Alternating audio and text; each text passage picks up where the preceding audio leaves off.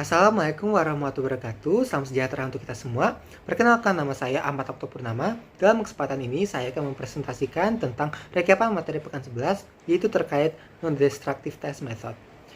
Oke, pertama ada outline-nya, yaitu terkait prinsip kerja dan perbandingan antara depenetran, magnetic particle, eddy current, serta ultrasonic test. Kita langsung masuk saja ke materinya. Pertama, apa itu non-destructive test? Non-destructive test atau NDT, seperti dari namanya kita saja bisa menebak bahwa pengujian tersebut dilakukan tanpa merusak material ujinya, sehingga kita dapat menginspeksi adanya kecacatan atau kerusakan pada material tersebut tanpa perlu repot-repot kita merusak materialnya. Berbeda halnya dengan destructive test, yaitu kita perlu untuk merusak sejumlah material tersebut agar kita dapat mengkarakterisasi serta mengidentifikasi sifat dari material tersebut. Kita langsung masuk ke topik utamanya. Yang pertama ada prinsip dari depenetran. Depenetran ini biasa digunakan untuk mendeteksi adanya kecacatan terhadap suatu material yang bersifat non-ferromagnetik atau non-magnetik. Biasanya menggunakan bantuan penetran atau juga develop yang memberikan indikasi adanya kecacatan berupa porositas, slack length, atau keretakan pada material uji. Seperti itu. Kemudian di bawahnya terdapat dua buah gambar yang merupakan contoh dari metode depenetran ya, contoh hasil ujinya. Di mana dari kedua gambar tersebut terdapat warna merah yang merupakan penetran ya, yang warnanya cukup mencolok, yang menandakan adanya indikasi kecacatan terhadap material uji kita. Untuk prosedurnya cukup mudah. Yang pertama kita hanya perlu membilas ya atau membersihkan permukaan uji dari kotoran. Selanjutnya kita keringkan sehingga bisa kita terapkan sebuah penetran. Penetran ini biasanya berupa pewarna berwarna merah dan biarkan penetran tersebut menyerap hingga ke bagian retakan-retakan. Setelah itu, untuk penetran yang bersisa pada bagian permukaan bisa kita bilas menggunakan air. Setelah itu kita keringkan. Barulah bisa kita terapkan berupa develop, di mana develop ini wujudnya adalah powder. Develop ini berfungsi untuk mengembangkan penetran yang menyerap dalam retakan, sehingga nantinya penetran tersebut dapat memberikan indikasi tandanya adanya kecacatan pada suatu permukaan uji seperti itu. Oke, next ada pro dan kontra dari depenetran atau keunggulan dan kekurangannya. Keunggulannya adalah cakupan areanya luas, murah, dapat bekerja pada bahan yang tidak berpori, cepat, serta dapat mendeteksi retakan sesempit 150 nanometer. Selanjutnya kekurangannya tidak bisa digunakan untuk bahan ferromagnetik, hanya dapat mendeteksi kerusakan permukaan yang pecah dan tidak cocok untuk permukaan yang kasar dan berpori, serta tidak cocok juga dilakukan pada suhu yang rendah seperti itu. Next, ada prinsip partikel magnetik. Magnetic particle ini digunakan untuk mendeteksi kecacatan berupa retakan biasanya ya, hanya pada material yang magnetik atau ferromagnetik, dengan tentunya bantuan suspensi atau tinta magnetik yang akan memberikan indikasi kecacatan pada material dengan menggunakan bantuan elektromagnet.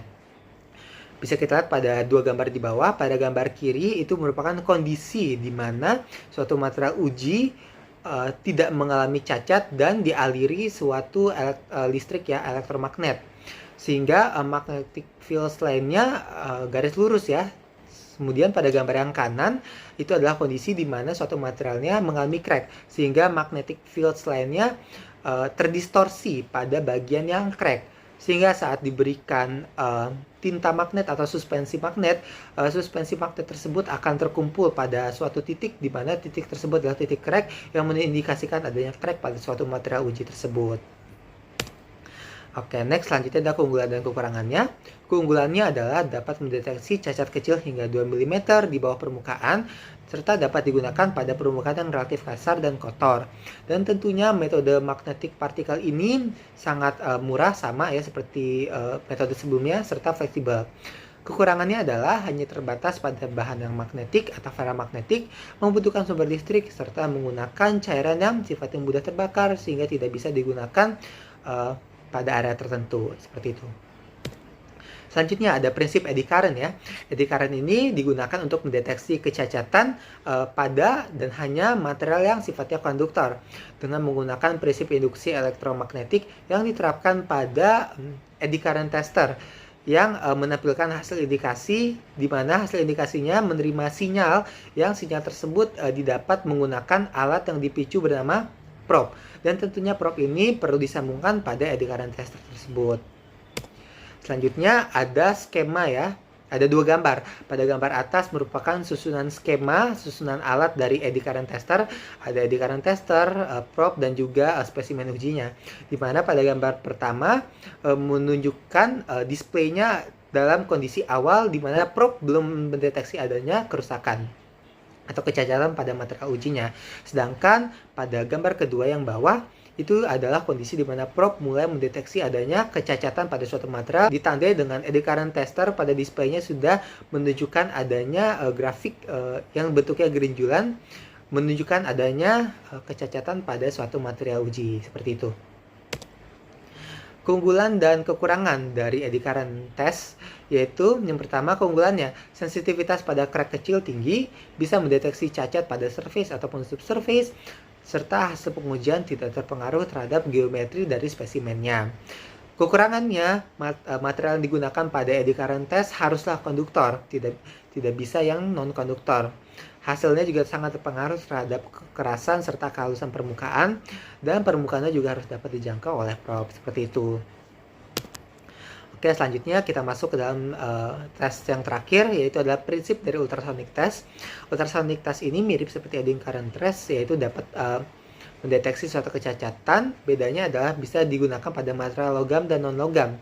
Tentunya prinsipnya adalah menggunakan bantuan dari ultrasonik, frekuensi ultrasonik sekitar 20 kHz ya, yang diaplikasikan pada permukaan uji, di mana frekuensi ultrasonik tersebut akan diterapkan menggunakan transducer yang kemudian akan memberikan suatu sinyal keretakan, di mana sinyal tersebut akan ditangkap dan ditampilkan pada sebuah display sebagai bentuk indikasi adanya suatu kecacatan pada suatu material, seperti itu.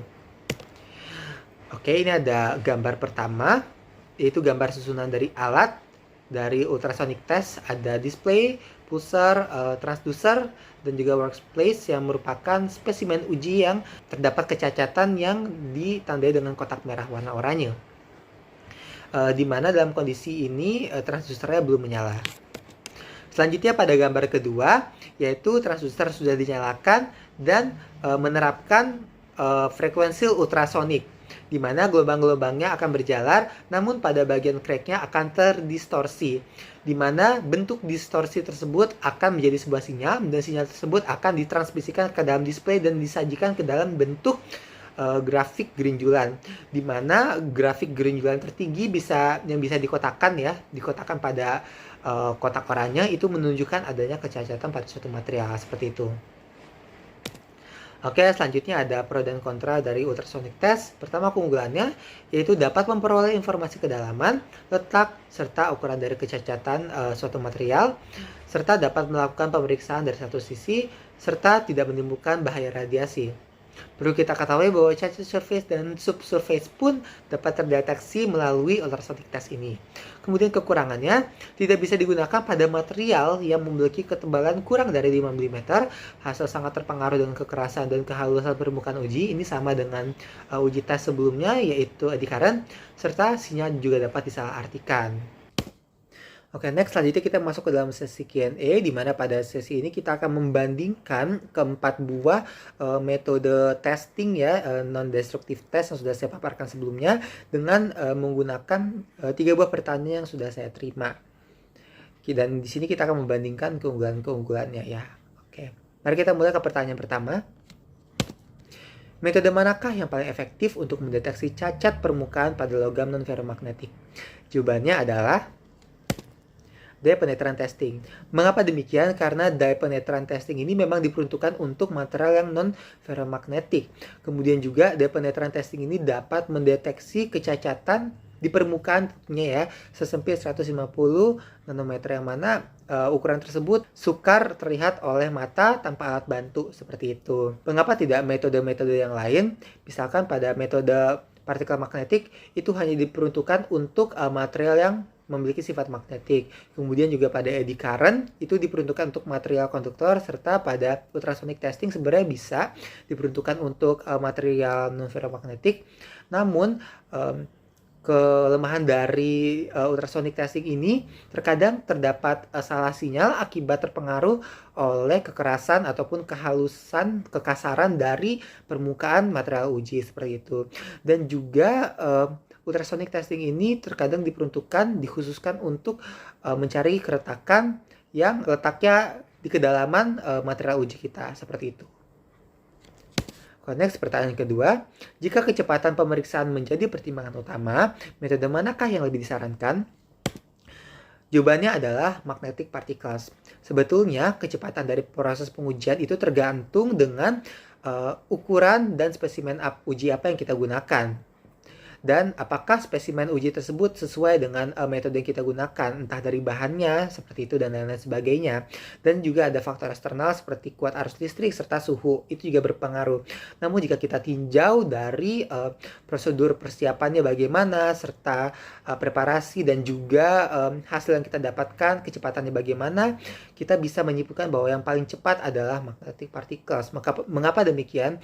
Karena pada magnetic particles kita hanya perlu menyiapkan prosedur preparasi yang cukup simple. Kita hanya perlu menyiramkan atau menyemprotkan material dengan solution atau juga tinta yang sifatnya magnetik, kemudian dialiri arus listrik elektromagnet, dan bisa didapat hasilnya dengan instan. Berbeda halnya dengan daya penetran, kita perlu menunggu waktu sekitar 5 hingga 10 menit untuk menunggu penetran dapat terserap ke dalam retakan spesimen uji. Sedangkan pada eddy current dan juga ultrasonic testing, kita perlu melakukan kalibrasi yang mana itu cukup memakan waktu. Memang tidak terlalu lama, namun akan langkah lebih cepatnya jika kita menggunakan magnetic particles.